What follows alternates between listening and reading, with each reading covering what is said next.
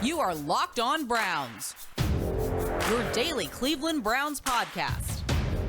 Part of the Locked On Podcast Network. Your team every day.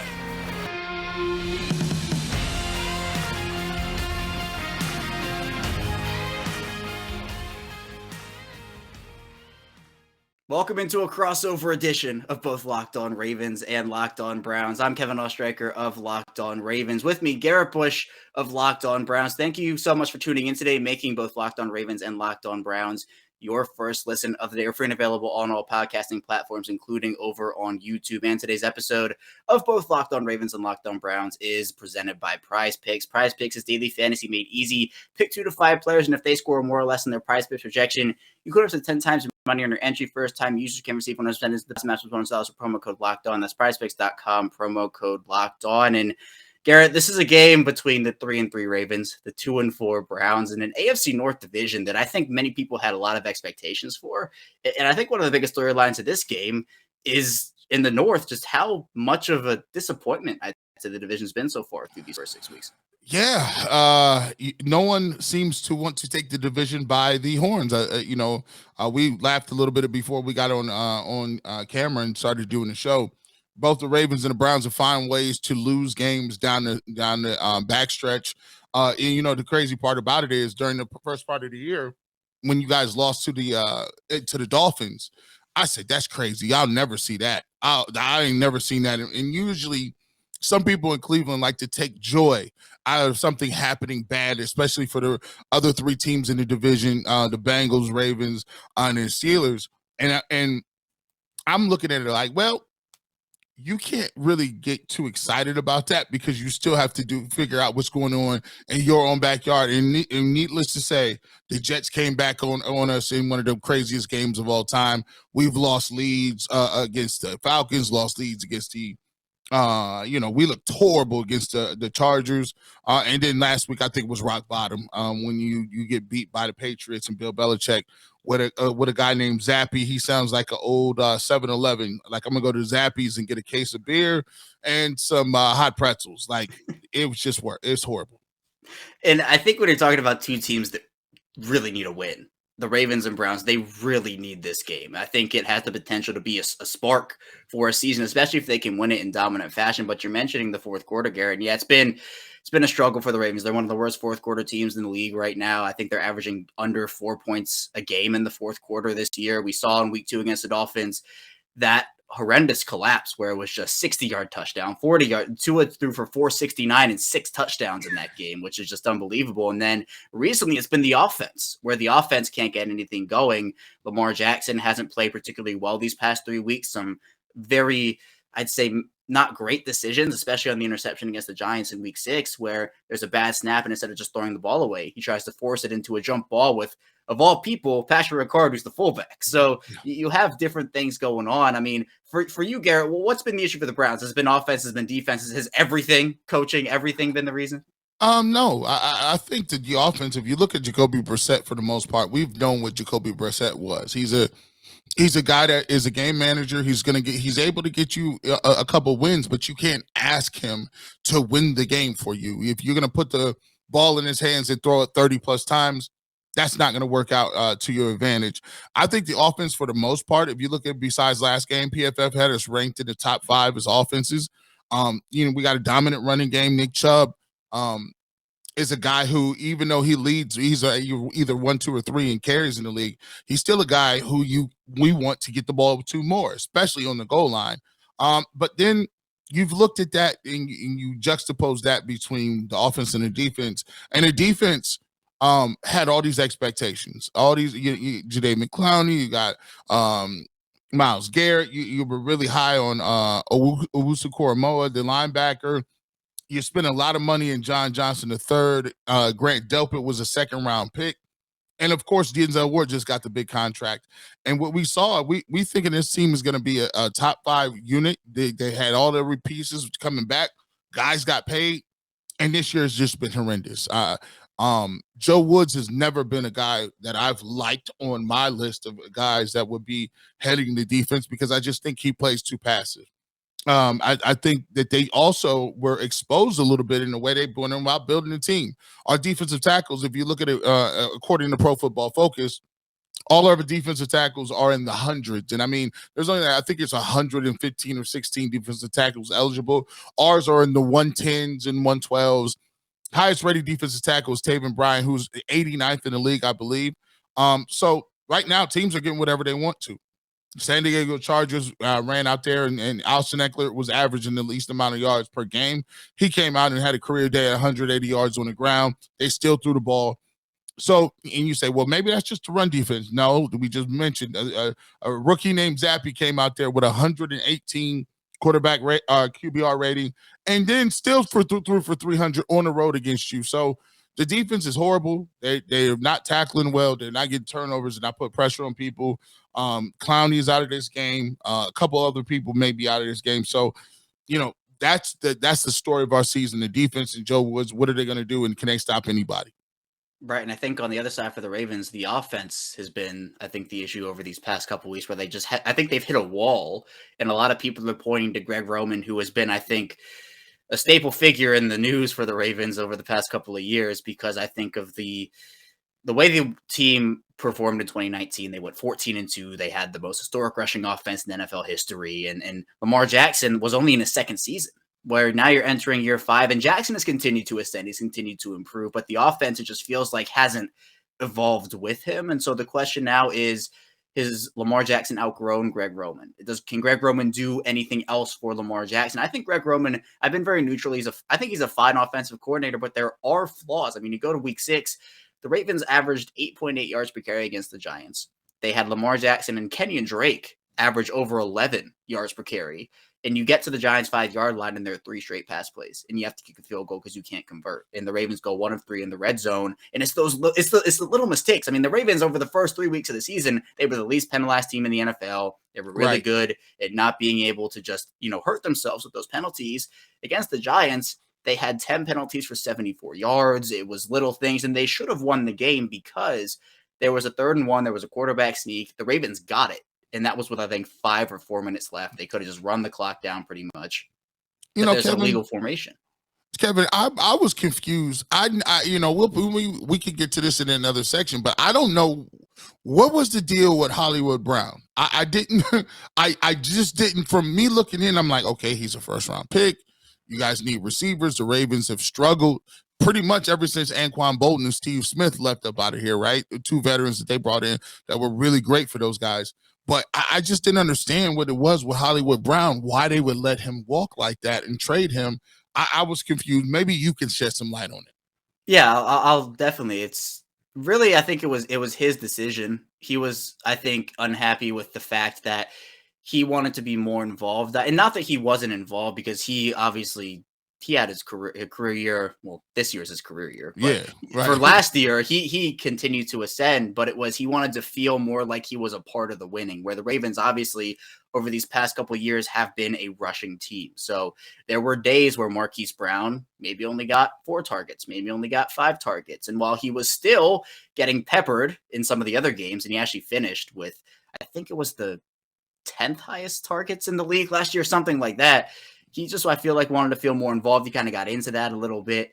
And so the Ravens, they have respected those wishes of guys, because there have been multiple players who have asked out of Baltimore for the last couple of seasons. Orlando Brown Jr. being one of them, who obviously wanted to play left tackle because of the wishes of his late father, obviously Leonard Brown Sr. So he's in Kansas City. Hayden Hurst wanted to be more of an alpha number 1 tight end, but with Mark Andrews in Baltimore, that's not going to happen. So he gets traded to Atlanta. That pick becomes J.K. Dobbins. So they were going to honor that. And honestly, it was a shock, Garrett, because they kept it so quiet to the point where I don't think anybody knew about it. And I think if someone did know about it, the deal wouldn't have even gotten done. So they got Linderbaum with that pick. But Marquise Brown, I think, is a good wide receiver, but I think he is like the highest end of a number 2.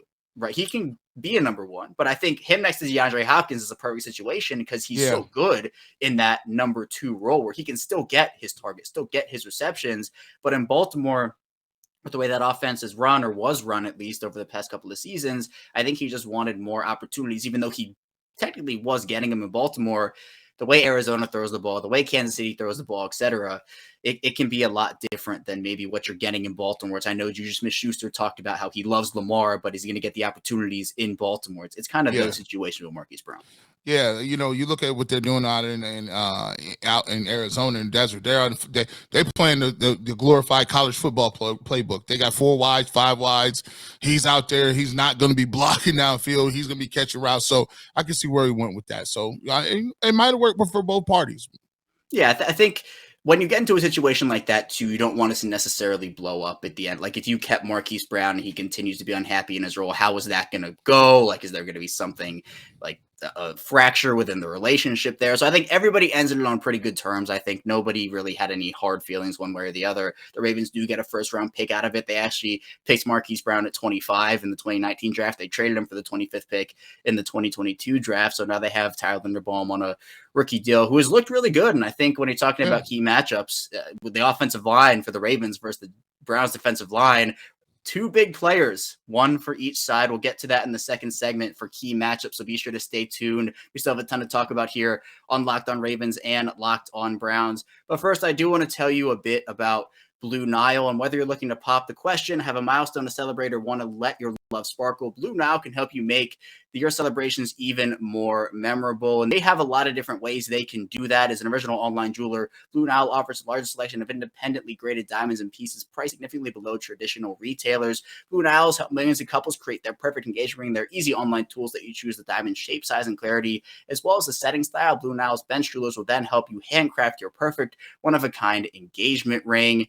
And you can shop stress-free at Blue Nile's 100% satisfaction guarantee. All Blue Nile orders are insured and shipped for free in discreet packaging. They also offer overnight shipping if you're in a rush. And they have so many good reviews on many different pieces of fine jewelry. So make your moment sparkle at BlueNile.com. Go to BlueNile.com and use code LOCKEDON to save $50 on your purchase of $500 or more. That's BlueNile.com, code LOCKEDON to save $50 on your purchase of $500 or more. BlueNile.com, code LOCKEDON. We're back. Our second segment of Locked on Ravens and Locked on Browns. Kevin Oestreicher still here with Garrett Bush. And Garrett, I kind of teased it at the end of the first segment, but I think Ronnie Stanley versus Myles Garrett are 2 players. And obviously Myles Garrett had his situation. Very glad he's okay and everything is good. He re-aggravated the injury against the Patriots. Can you shed light on his status for Sunday? Yeah, I think he'll play. He's banged up. There's guys, guys inside the organization, some of the sources I have say, it's tough for him right now. He wants to be out there and he understands that, as a leader, especially the way things went last year, right? Right now you're 2-4. And if you are having any sort of thought process that you're going to, tread water until, Deshaun Watson gets to come back and play football, you got 2 of the heart of your schedule is right now. So you got 2 division games against the Ravens and the Bengals, and all 3 of the teams need these wins. So he's not going to take himself out, but he reportedly he couldn't put a shirt on after the game. He's the shoulder sprain, and then he also has a bicep injury or whatever. He had 2 sacks last game, but he's actually under some fire here in Cleveland. A lot of people are saying, a lot of people said, hey man, why are you driving that fast? After they found out he was okay, the public sentiment it changes based on how well you're doing on the field. And a lot of people said, hey, we're not going to have Myles Garrett. We lost the game to the Falcons. Now, myself, dude, I know you didn't have Myles Garrett, but that Myles Garrett don't have nothing to do with a lot of the other different things that happened on that football field. So right now he's doing, he got 2 sacks. He broke the record. I think that was something that was weighing on him a little bit because he's been in position to do that for a long period of time. He just hasn't either been on the field or been able to get the sack. So, it looks like he had some production last week. He's still banged up. He's not 100%. And I think it really goes to tell the telltale sign because now you have Jadeveon Clowney who, came back not last week, but the week prior. And he's subsequently missed last week, and he probably will miss this week again.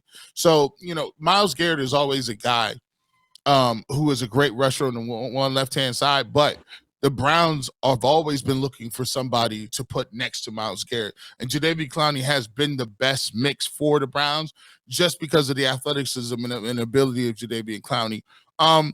But the Ravens, Stanley is a high pick for a high first-round pick. He's a guy that, he offers a lot of length.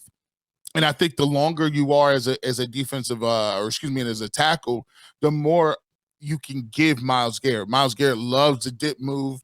He runs and bends as well as anybody in terms from the waist down, able to get skinny, turn the corner, and get sacks. But one of the things that helps with that is the offensive lineman who has long enough arms that can punch and sit back.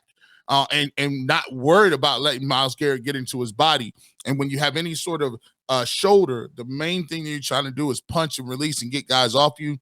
That's not going to happen right there. He's not going to be able to do that at a high level. So, he's going to have to rely on speed and leverage, but, it's all about your hands and your punch and your placement. So right now, and Myles Garrett is against the 8-ball a little bit, especially when you don't got Jadeveon Clowney. Right, and for Stanley in particular, Garrett, it's somebody who did come back a couple weeks ago, so the Ravens are still trying to get him fully back in the offense. They've been super cautious. They went through so many injuries last year. I know, obviously, the Browns did too, but the Ravens, with losing guys like Ronnie Stanley and J.K. Dobbins and Gus Edwards and Marcus Peters, the list, I could go all. We could do a whole segment on the Ravens injuries, but they're being cautious with these guys, keeping them on pitch counts. For Stanley, he's been rotating in and out with Passion McCary, who's their backup, kind of like jack of all trades player who can play all across the offensive line. But the thing is, Morgan Moses went down in week 6 for the Ravens with a heel injury. It seems like he's going to be okay. John Harbaugh said nothing serious. So hopefully the hope is he'll get back on the field on Sunday. But if not, it'll be interesting to me to see if the Ravens kind of scrap the whole pitch count thing or go very, very light, because their only other option right now, at least on the roster, is Daniel Faalele, who's a 4th-round pick and held his own. He had to play because the Ravens were down 3 tackles against the Patriots, and he played in that game and played pretty well.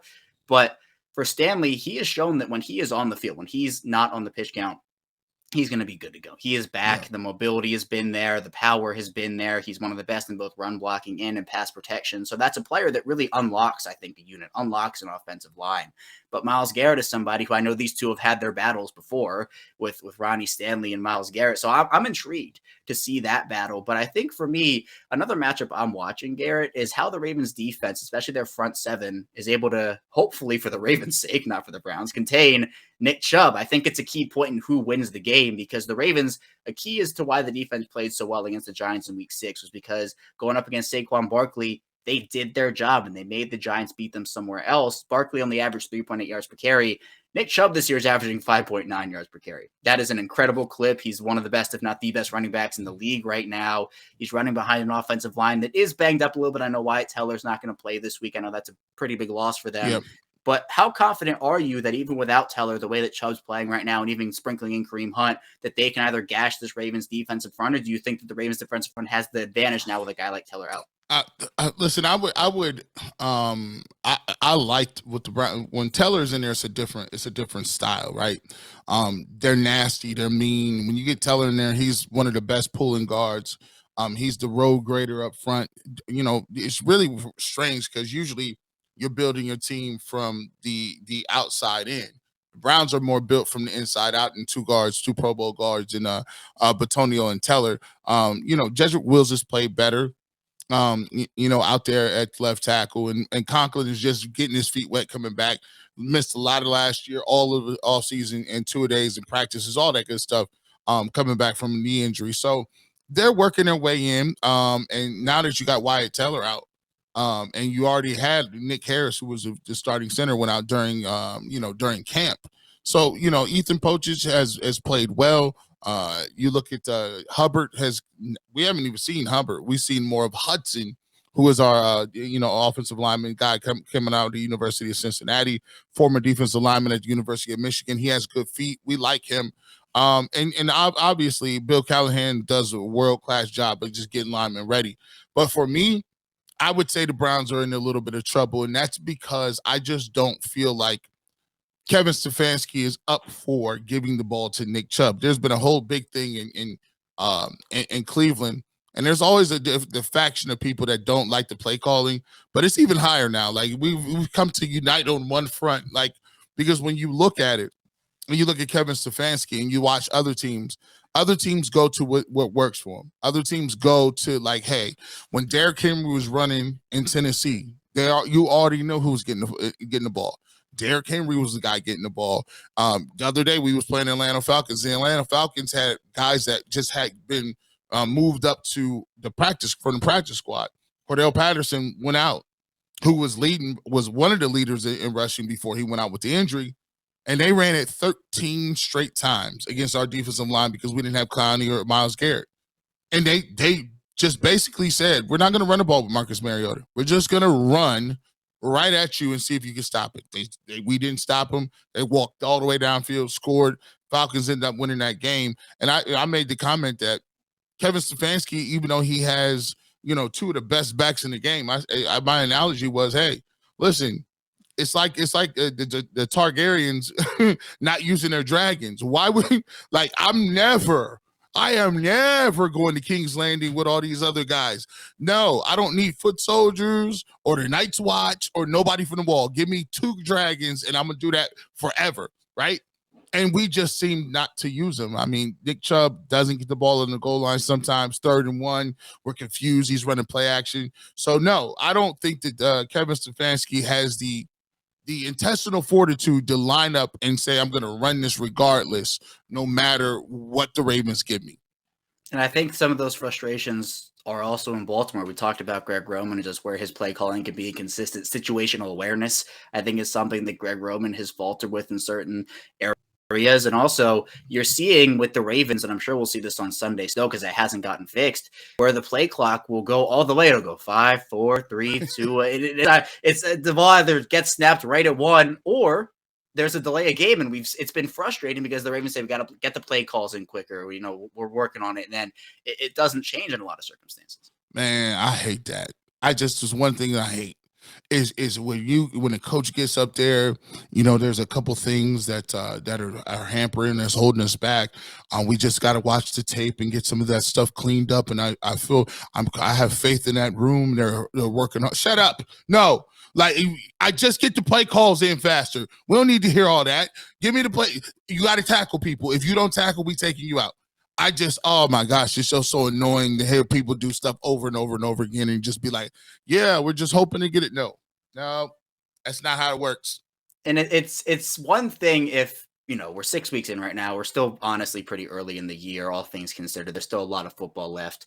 But for the Ravens, and I'm sure maybe the Browns have some things that have kind of trickled in from last year, where it hasn't been just a this year thing. It's been a last year thing. It's been a 2 years ago thing. It's been a maybe even 3 years ago thing. And you're kind of thinking, is it going to be a next year thing and a 2 years from now thing and a 3 years from now thing? It's all those things. See, Kevin, see how the way this things work. See, I'm old. I mean, look, I'm an old head. I'm 40. So I remember, this is how frustrating this is. I remember when the Browns in the 90s would do certain things and they couldn't get clock management and they couldn't throw the ball down the field and play calling was suspect too. And then they up and left. Then they went to Baltimore and figured everything out.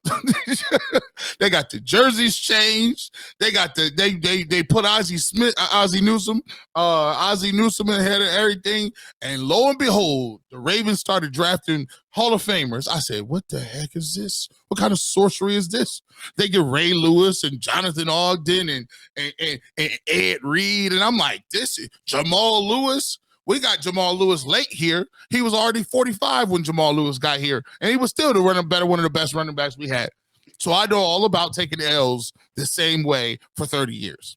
Yes. Yeah, it's the complacency thing for me always, where, you just don't get complacent with doing something, not the right way. And I think Baltimore has been good in certain situations of kind of ushering out the bad, but in others, it's almost like, well, why can't this change or why can't that change? So There's a lot. Right. These two teams, it feels like are actually decently similar going into week 7 here and coming up in the final segment. We're going to be talking about predictions for this game, final storylines and thoughts. So be sure to stay tuned for that. But first, I do want to tell you a bit about Simply Safe. And here's a sports analogy for you. When it comes to burglars, your home is like the end zone. You need the absolute strongest defense you can muster. This is why so many people trust Simply Safe home security. At Simply Safe, your safety is the only thing that matters. It's cutting-edge technology powered by 24/7 professional monitoring agents who always have your back, so you always know your home is safe. And there's so many people who have positive experiences with Simply Safe. They help prevent break-ins, and the effectiveness of the technology is really, really supported by the team over there.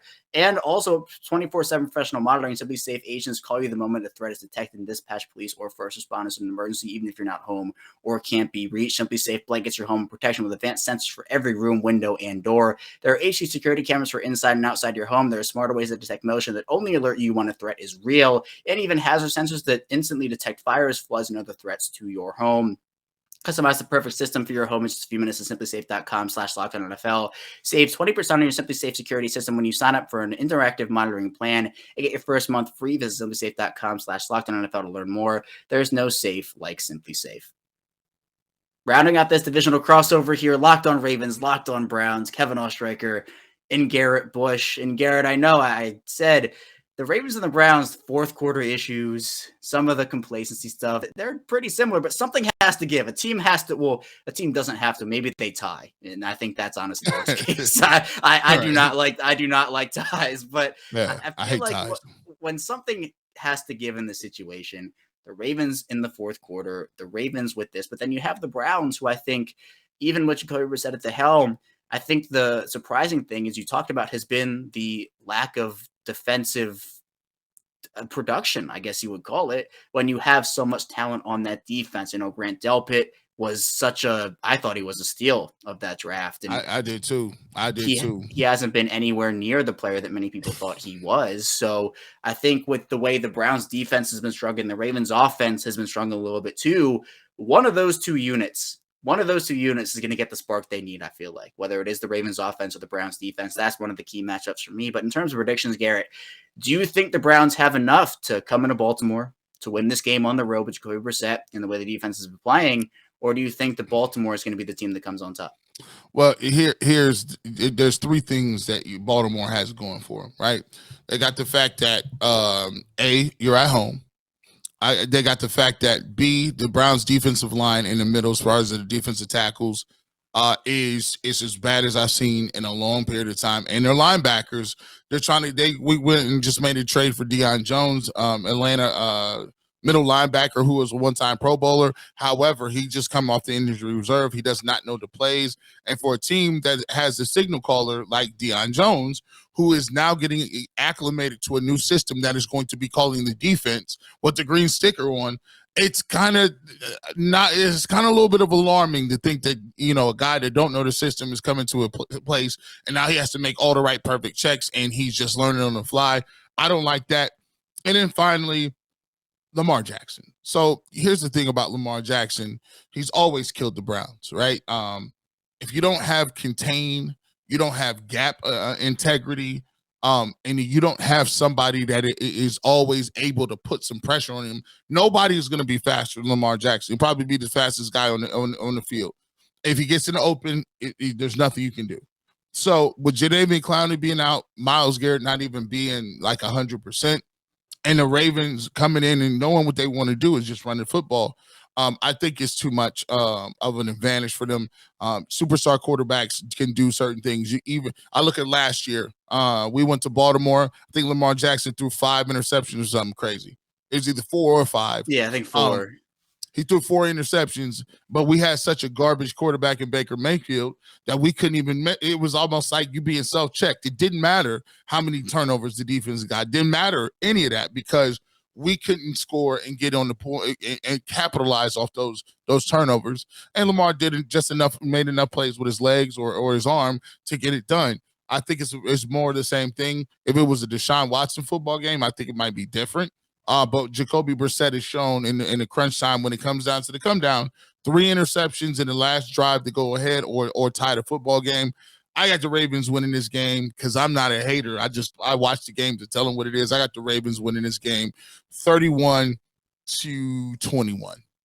Yeah, it's interesting because, first of all, I remember that game in ball. It was like neither team wanted to keep the football. So I was like, here you go. Yeah. No, you have it back. You take it back. There you go, Kevin. Here you go. We much rather you go. It's like who's going to actually take control of this game? And ultimately the Ravens did win despite Jackson's 4 interceptions. But yeah.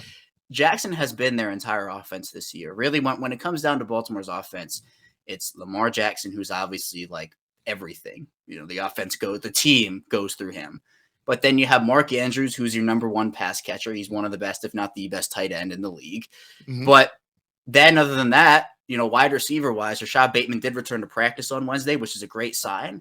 Yeah. But the Ravens did sign, and this might be a blast from the past for you, Desean Jackson to the practice squad. Wow, Desean Jackson. How old is he? Like 40 now? 35. Desean Jackson, I feel like he played for the Redskins twice, the Eagles twice, and the Raiders twice. Yeah, he's been everywhere, and look, he's had a great career. In Philadelphia, he was absolutely electric. But the issue for I think Ravens fans with the signing is that they've gone through the Jeremy Maclins and the Michael Crabtrees and the Sammy Watkins, and so it's like, are we doing this again? Where the retreads, kind of the retreads, right?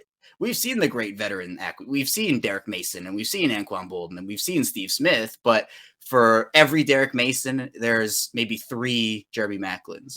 Even Mike Wallace, I love Mike Wallace. I thought Mike Wallace was great, but I did too. It's almost like for people, they want to see Lamar Jackson with his version of DeAndre Hopkins, with his version of Stephon Diggs, his version of DK Metcalf. So the hot name has been DJ Moore, but would Baltimore be able to part with that? Part with the first rounder, part with the second rounder to be able to get Ooh, that's kind of rough. Like, it's crazy because in one sense, you're trying, you started over a little bit because you got rid of Hollywood Brown, but at the same time, you still kind of want that number one receiver. You still want that number one flair. So it's like, all right, well, do you give up a number one pick? And the Baltimore Ravens and the Steelers traditionally don't give up first round picks willy-nilly. They just don't be like, hey, let's just sell our franchise. Y'all really don't get down like that. So that is a very tough decision, but DJ Moore that could put you over the top in terms of maybe making the playoffs and getting to a playoff berth that you might not have gotten to otherwise. Yeah, and it's interesting. The thing for me, and I think a lot of people, is that with Bateman going down, everybody moves up a rung on the ladder. So Devin Duvernay's your number one, who's played well. Devin Duvernay's played really well. He's played well. But then your number 2 is DeMarcus Robinson. Your number 3 is James. So what if Duvernay goes down, or even worse, what if Andrews goes down? Right. Who are your other? You need to have, I think, more than that. So even if it's not DJ Moore, maybe if it's a rung down, where what does Brandon Cooks look like? What does Curtis Samuel look like? There are some of these options, but you're right, Garrett, where the Ravens historically haven't given up those high draft picks. They really value the compensatory pick formula has been something they've been all over. They've been one of the best at doing that. So they value the draft picks. So we'll see if this is maybe the time where they maybe go away from their philosophy and say, hey, you know what? We have Lamar Jackson. This is the last year of his rookie deal. He's on the 5th-year option this year. Obviously, beyond that is uncertain based off the contract situation, but maybe they want to take advantage. So we'll see. But in this game, the wide receivers, hopefully Bateman is back. Duvernay, I think, will be able to step up with Bateman. And he stepped up even without Bateman on the field. But I think with the way the Browns secondary has struggled this year, with the way the Browns defense, I'd say, has struggled this year, to put it a little better, I think that the Ravens offense, with the way the offensive line is played, I mean, the offensive line has been so impressive. Linderbaum's been great. Ben Powers, the left guard, has been great. Kevin Zeitler is the key to consistency on that line. He's been amazing for them. Another former Brown, we got rid of him. All right, there we go. And Baltimore thanks you for getting him there. So I think that the way, again, you mentioned the Browns defensive line. I think the way the Ravens offensive line, has been playing. This will be a Ravens win. I'm predicting a big divisional one. They'll move it to another. I'll say 27-23 Ravens. That'll be my prediction. All right. Well, look. I wish I could say that I had the Browns winning, but I told myself after the Patriots lost, no, I'm not picking y'all until y'all show me something, man. It's the show me state, and I live in Ohio, and I know the show me state ain't what is that? Show me state is what? Indiana? Is it? I don't know. Or is it Missouri? I don't know. Huh? I should know this. Either way we go, we don't have it. We won't be in Missouri anytime soon. So. It's Missouri. It is Missouri. You got it. So it is crazy because I think in a game that, again, we're in week 7. This is not like either team loses, they get eliminated from the playoffs. Like, that's it. But I think it goes a long way, especially when you're talking December, when you're talking January. If the Browns go on a run and they rail off 5 straight wins, and they're in the hunt in December, what would a loss to Baltimore do? It's the same thing for the Ravens. What would a loss to Cleveland do? So there's a lot that goes into it, but I do know that just this division needs a spark somewhere. Some team that's going to have a spark. The NFC East has been, I think, what the AFC North was supposed to be this year. Right. And I always tell people, week in, week out, year in, year out, there's always going to be a team you thought was going to win, they'll lose, and there's always going to be a team that you think will lose or win. And if you want to lose your house, the best way to do it is bet on NFL football games. So, and that has come true here this season. Well, I think it might be a good omen. It's not a Thursday night game. I think that might be the best omen there is. Oh, those games are terrible so far. They're like watching paint dry, bro. Like, these are terrible games, man. It's just not. Hey, the thing that the league wants is parity. That's why the NFL is the best league in the world, because every single year they give more people in that fan base an opportunity and a feeling of hope, and that maybe this year is our year, and no one's really eliminated, like you said, to like week 12. So right. Everyone's still involved, and so it's just a good thing. Well, one team has to win this game unless there's a tie, as we talked about. And I think something has to give. I seriously think this could be a spark to either team. This could be the spark that the Ravens need, that the Browns need to turn their season around. But we both have the Ravens winning, so we do have that in common here. But that's all I have for you here, Garrett. I appreciate you hopping on, and we'll be talking again. This is just the first of two matchups. The Ravens will be traveling to Cleveland late in the year, and I'm excited to talk about that one too. All right, next time I'll bring Jeff. He'll pull up on us. We'll bring Jeff will come. We'll have the three-person background, three-person talk. I'm looking forward to that. But thank you so much for tuning in to both Locked On Ravens and Locked On Browns here today. When we get back here tomorrow on our respective shows, we'll be diving into our end-of-week Friday content, so be sure to stay tuned for that, and we will see you right back here tomorrow.